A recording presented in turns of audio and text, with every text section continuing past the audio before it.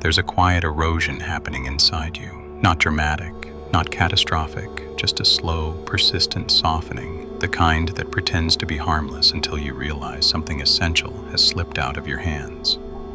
You don't notice it at first. Why would you? Ease never announces itself as danger.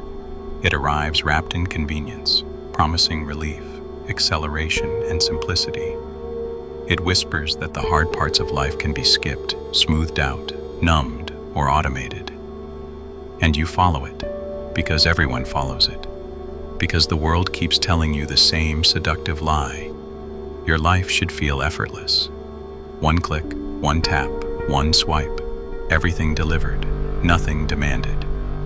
But here's the truth you're not supposed to hear. Every time life becomes smoother, you become smaller, not physically, existentially. The more ease you inherit, the less capacity you develop. The more convenience you consume, the more agency you surrender. The more the world softens your path, the more your internal structure dissolves. And the strangest part, you think you're choosing comfort, but comfort is choosing you. Camus warned about this long before the age of instant everything. He said the greatest threat to a person is not suffering, but the quiet slide into a life where nothing is required of you. Because when nothing is required, nothing develops. A human being grows through friction, through the tension between what you want and what reality demands. Without that tension, the self dissolves. Ease kills that tension. Convenience erases it. Look at your life honestly.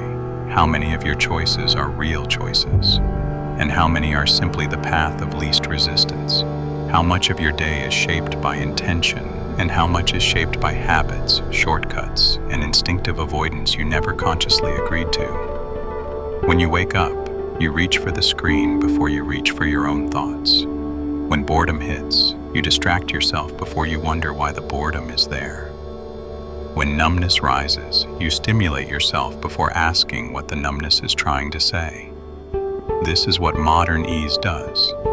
It shields you from the small discomforts that would have forced you to grow. And when you avoid those discomforts long enough, you lose the ability to face anything that requires effort, discipline, presence, resilience, identity. You trade strength for softness, agency for sedation, direction for drifting, and slowly, without realizing it, you become a spectator in your own life. Because ease doesn't free you, it tames you. And the longer you remain accustomed to it, the more you forget what you could have become if you had chosen friction over sedation. This is where the descent begins. Because ease isn't just making your life smoother, it's making you easier to control. Ease never shows its damage up front. It doesn't break you all at once. It dissolves you quietly, the same way water hollows stone, slowly, invisibly, inevitably. And that's the first truth you must confront. Ease doesn't feel dangerous until it's too late. You wake up one day and realize you've lost your edge without ever noticing the exact moment it happened. Why? Because ease weakens you not by hurting you, but by removing every reason to strengthen yourself. Life used to demand patience, attention, and steady nerves. Now those capacities atrophy quietly because nothing around you asks for them anymore. The world has been engineered to remove strain before you even notice it, so your mind forgets what it feels like to lean into difficulty rather than back away from it. Everything arrives without the struggle that once defined becoming. Camus understood the danger in this. He believed that a life without resistance is a life without identity, that a person becomes themselves in the collision between desire and difficulty. Remove difficulty, and you remove the self. You think you're choosing convenience, but what you're really choosing is the gradual disappearance of your own inner architecture. When everything is easy, nothing inside you needs to stay strong. And that is where the real weakening begins. Ease rewires your instincts. It blunts your impulse to move, to build, to face yourself. It teaches your mind to interpret discomfort as a problem instead of a signal. It teaches your emotions to expect soothing instead of resilience. It trains your attention to expect stimulation instead of patience. Here's a question worth asking. When was the last time you did something difficult without reaching for escape within the first few minutes? The more immediate relief you consume, the more real effort begins to terrify you. You don't fear challenges because they're impossible. You fear them because your tolerance for friction has been eroded by ease. A difficult conversation, a slow task, a moment of boredom, a delay, an emotion that lingers longer than you want. Small things become heavy. Minor discomfort becomes crisis. Convenience trains fragility. It makes you dependent on shortcuts just to tolerate the ordinary. You don't notice it happening because ease always disguises itself as safety. But safety without struggle is just captivity with soft walls. You think you're protecting yourself. But what you're actually doing is shrinking the parts of you that once carried your life forward. Ease doesn't simply soften you, it sedates you, and that sedation has become so normal that anything real, anything with edges, weight, complexity, feels threatening. Here's the truth underneath the surface. You're not weak because life is hard. You're weak because life has been made too soft. People tell themselves they love comfort, but that isn't true. What they really love is what comfort hides from them. And what it hides is this: your capacity has been shrinking for so long that anything real now feels unbearable. When life asks even a little from you, a moment of focus, a hint of discipline, a scrap of patience, a quiet panic rises in your chest. Not because the task is impossible, but because you've forgotten what effort feels like. You sit down to start something meaningful, and your mind recoils. You face a blank page and feel an urge to escape. You attempt to be present and find yourself restless. You try to hold a difficult thought and feel the instinct to numb. Are these reactions signals of true limitation?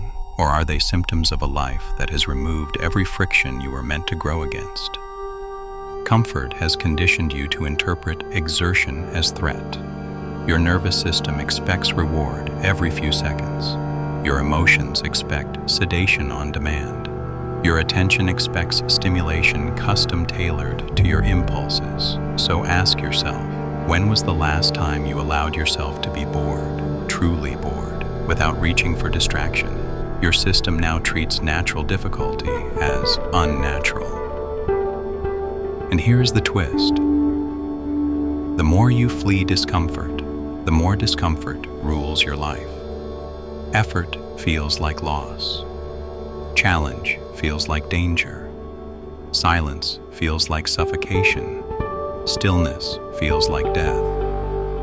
Ease flips your inner compass so completely that growth feels threatening and decay feels safe.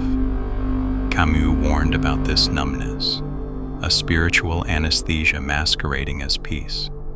Sedation isn't peace, it is the slow dimming of your inner life until you no longer notice you've stopped participating in it.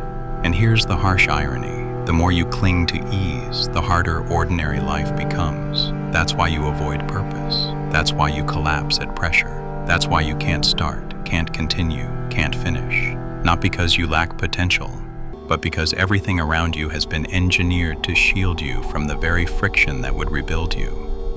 Ease isn't just weakening you, it's teaching you to fear the only experiences that could make you strong again. And that fear is why most people never escape the life they quietly resent. Camus understood something most people never will.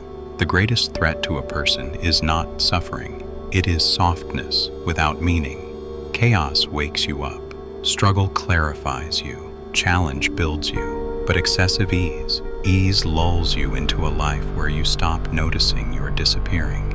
Camus believed existence is absurd, a collision between your hunger for meaning and a world that refuses to hand it to you. Identity is forged in that collision.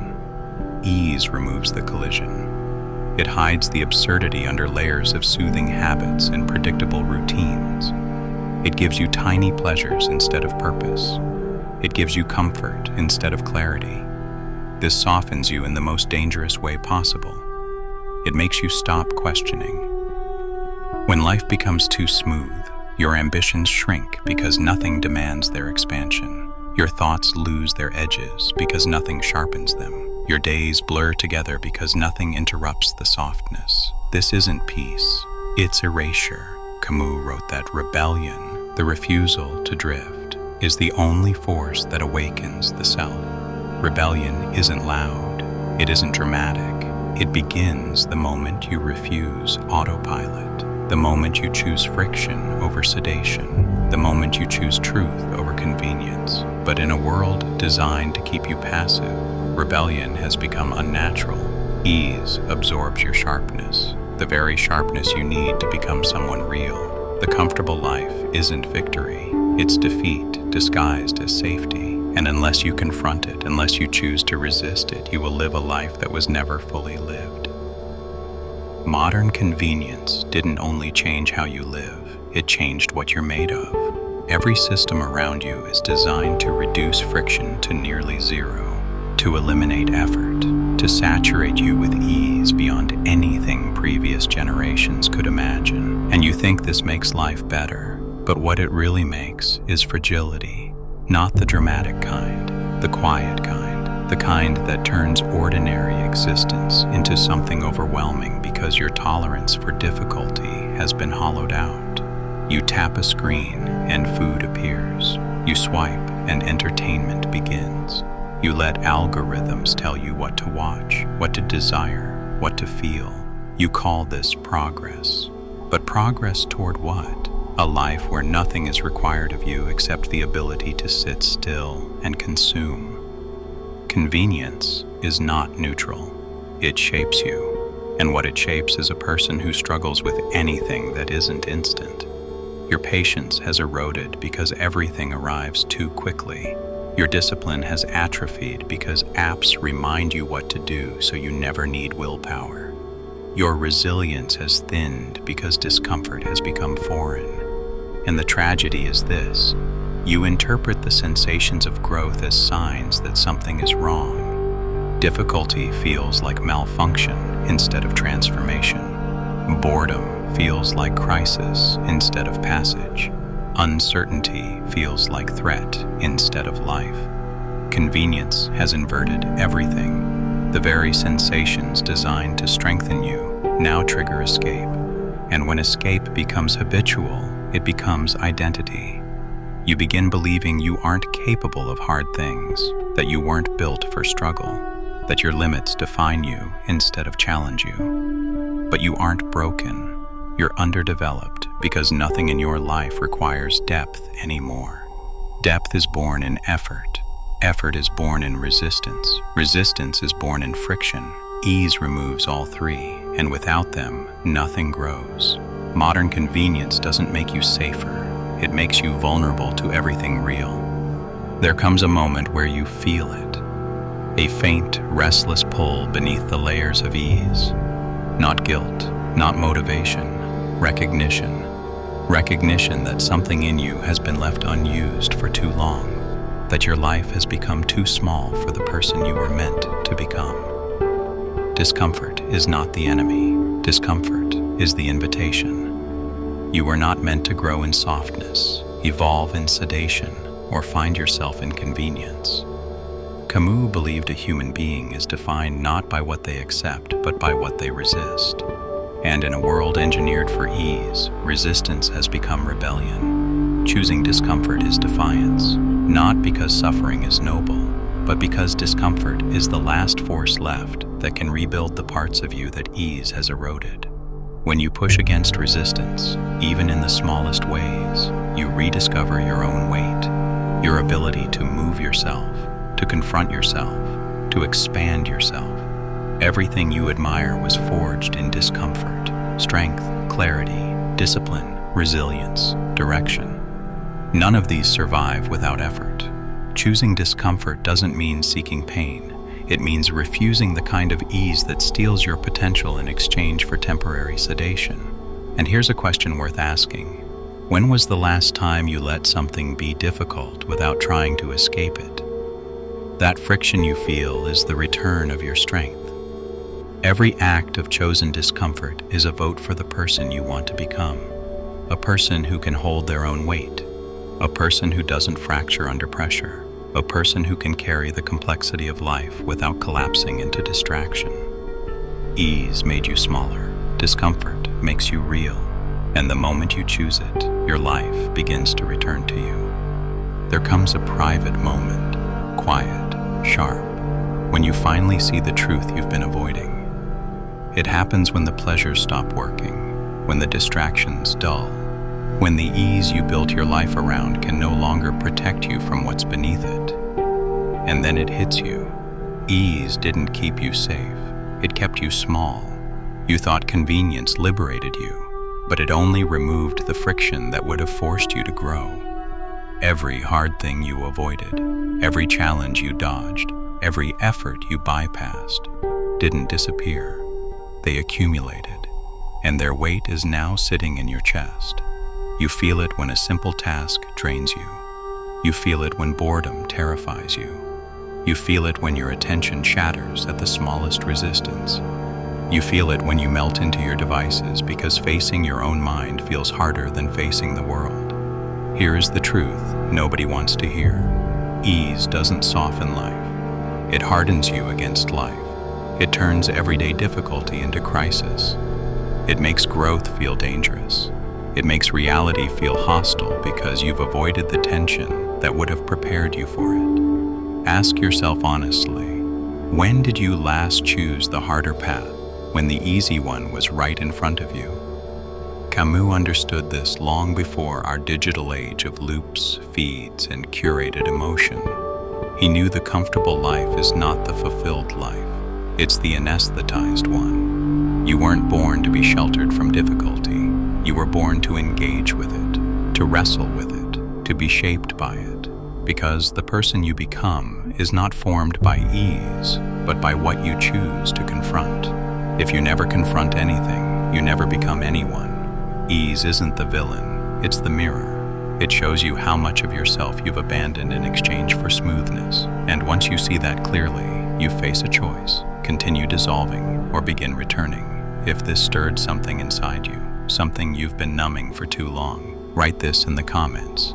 I choose discomfort, not for me, not for the algorithm, but as a declaration that ease will no longer decide who you are becoming. And if this brought you closer to the strength you've been avoiding, then subscribe, not to follow this channel, but to stay aligned with the truths you can no longer ignore.